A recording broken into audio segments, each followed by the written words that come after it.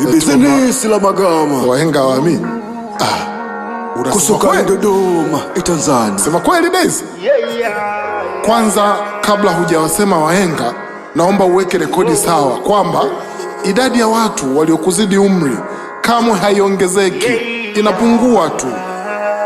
Mngekuwa na busara kama wao, pengine nyinyi ndio mngekuwa wahenga, ila kwa kuwa hamuamini kwamba wahenga wanaamini, ni nyinyi ndio hamuamini. Na sio kwamba dunia ilikuwa nzuri mlivyokuwa wadogo, ila mlikuwa wadogo sana kujua matatizo ya dunia. Wahenga msioamini kwamba wahenga wanaamini. Wahenga wanaamini, ila nyinyi ndio hamuelewi kuwa wahenga wanaamini, na ndio maana mnasema wahenga waamini. Wahenga wale sio wahenga nyinyi.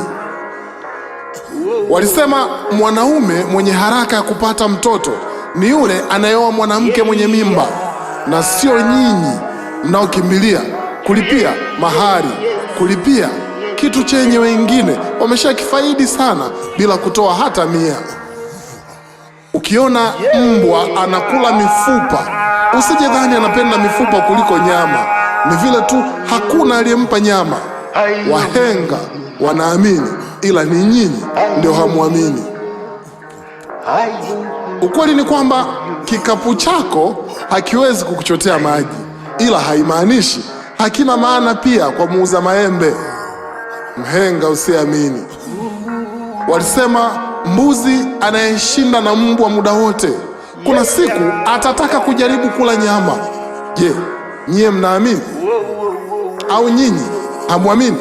Wahenga msioamini. Wakasema nyani atakayeenda kwenye sherehe ya chui ahakikishe anakaa karibu na mti. Hamkuelewa, ndio maana hamuamini. Basi acha nikupe siri.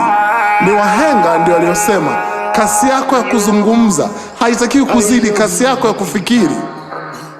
Narudia tena, nakupa siri ya wahenga waliposema kasi yako ya kuzungumza haitakiwi kuzidi kasi yako ya kufikiri.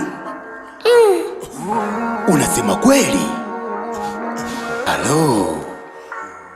Mhenga usiamini, wahenga msioamini. Tatizo mmesahau kilichowatokea, kuishi kwa mazoea, kutegemea chakula cha mgonjwa.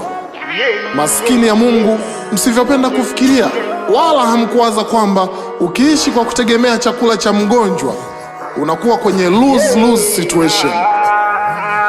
Yaani mgonjwa akipona unakufa, na mgonjwa akifa unakufa njaa pia.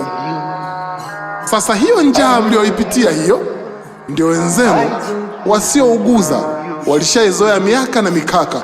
Tulieni, wahenga msioamini kwamba wahenga wanaamini.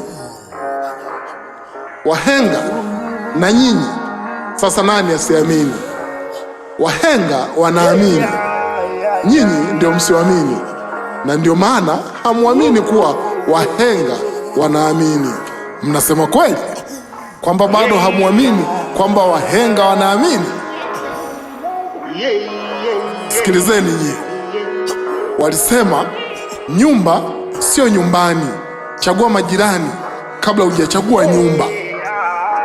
Wahenga wanaamini, ila nyinyi ndio hamuamini kwamba wahenga wanaamini.